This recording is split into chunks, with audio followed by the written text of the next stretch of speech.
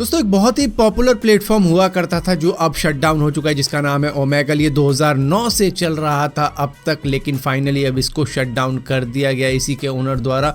उसने बताया है कि भैया पिछले 14 सालों से ये चल रहा था, लेकिन अब मुझे फाइनली इसको बंद करना पड़ रहा है। उन्होंने रीज़न दिया है कि भैया यूज़र एब्यूज़ है इसके ऊपर, कई सारे लोग ऐसी अश्लील बातें करने लग जाते हैं। मतलब कोई शायद 14 साल की लड़की हुई, कोई 32 साल का लड़का हुआ या 25 साल का लड़का हुआ, मतलब यहाँ पर एज का कोई भी वो नहीं था, चक्कर सब मिसमैच हो रहा था, जिसकी वजह से यूज़र अब्यूज़ की वजह से इन्होंने कहा कि इसको बंद करना पड़ेगा। यहाँ पर क्या होता था, बच्चों के साथ में कई पेडोफिल्स होते हैं ना, जो मतलब बच्चों के साथ में मतलब कुछ ऐसी गंदी थिंकिंग रखते हैं, तो उनके साथ में भी मैच हो जाता था। और जिस तरीके की बातचीत होती है सेक्सुअल टाइप की, वो तो आपको बड़े अच्छे तरीके से मालूम होगा इस प्लेटफॉर्म के ऊपर। कुछ सही लोग भी बात करते थे, लेकिन ज़्यादातर ऐसा ही होता था, लोग नंग धड़ंग इस पे होकर बैठ जाते थे और ढूंढने लग जाते थे कि कोई मिल जाए कोई मिल जाए। तो मतलब इस तरीके की चीज़ों को देखते हुए फाइनली इस प्लेटफॉर्म ने ही खुद को शट डाउन कर दिया। अब आप कहोगे उन लोगों का क्या होगा जो कि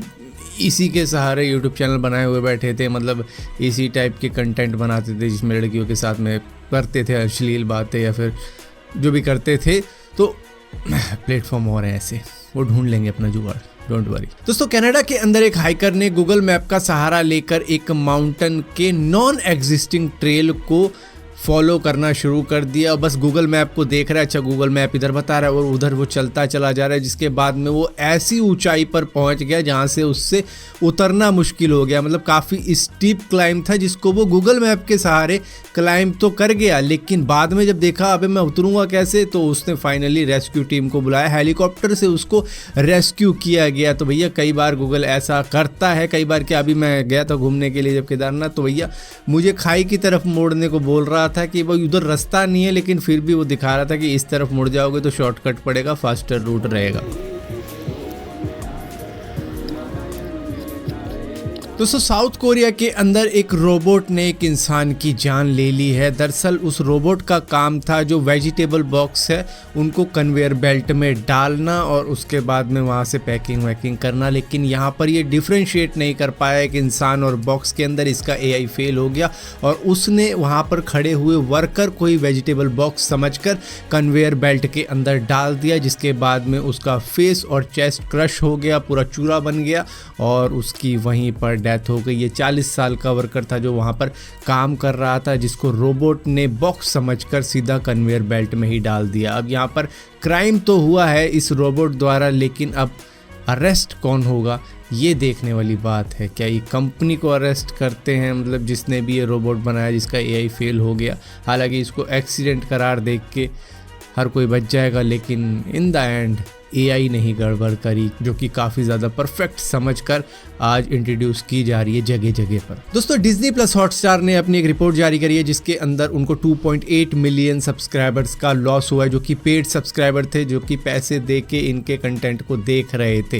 दरअसल क्या था कि सेकेंड क्वार्टर के अंदर इनके पास में 40 मिलियन पेड सब्सक्राइबर थे और थर्ड क्वार्टर की शुरुआत के अंदर वो 37.6 मिलियन हो गए। लेकिन सितंबर जो कि इनका थर्ड क्वार्टर की एंडिंग थी, उसमें जाते जाते इनके 2.8 मिलियन पेड सब्सक्राइबर जा चुके हैं। लेकिन इनका ऐसा अंदाज़ा है कि अभी ये जो फोर्थ क्वार्टर चल रहा है उसके अंदर हमारे सब्सक्राइबर बड़े होंगे, क्योंकि इंटरनेशनल क्रिकेट वर्ल्ड कप चल रहा है, उसके अंदर काफ़ी ज़्यादा लोगों ने वर्ल्ड कप देखने के लिए हमको पैसे वैसे दिए हैं, तो उससे हमारे सब्सक्राइबर ज़रूर बड़े होंगे, जो कि आगे चल के मालूम चलेगा, जो कि एक्चुअली में हुआ भी होगा।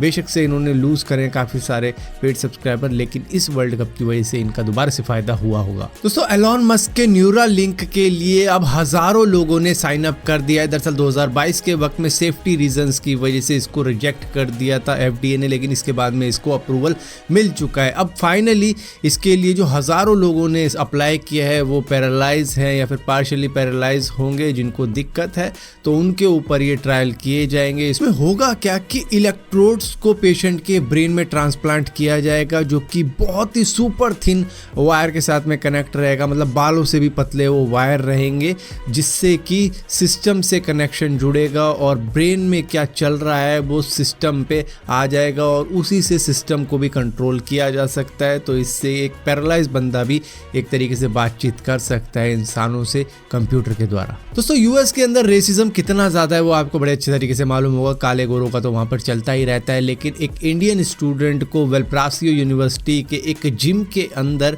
एक बंदे ने, जो कि वहीं पर स्टूडेंट था, उसने चाकू से गोद कर मार दिया है। जिस इंडियन स्टूडेंट का नाम था वरुण राज। दरअसल वो एक कंप्यूटर स्टूडेंट था, लेकिन उस बंदे को, जो अटैकर था, उसको इसकी शक्ल पसंद नहीं आई। उसने कहा कि ये अजीब सा लग रहा था जिसकी वजह से मैंने मार दिया। ऐसा उसने पुलिस को बताया। सिर्फ एक बंदे की शक्ल इसको पसंद नहीं आई तो इसने उसको ख़त्म ही कर डाला। दोस्तों व्हाट्सअप के ऊपर आजकल बहुत ज़्यादा स्कैम हो रहा है, बल्कि आजकल क्या बहुत टाइम से स्कैम चल रहा है। तो यहाँ पर व्हाट्सअप ने एक नया फीचर निकाल दिया जिससे कि आप अपना आईपी एड्रेस प्रोटेक्ट कर सकते हो कॉल फीचर के अंदर, जिससे कि अनजान लोगों की कॉल अगर आपके पास में आती भी है तो उनको आपका आईपी एड्रेस, आपकी लोकेशन वगैरह मालूम नहीं चल पाएगी। क्योंकि कई सारे साइबर क्रिमिनल ऐसे भी होते थे जो कि सिर्फ एक कॉल करने से आपकी लोकेशन का भी पता कर सकते थे व्हाट्सएप के ऊपर, लेकिन अब ये इनक्रिप्टेड हो चुकी है।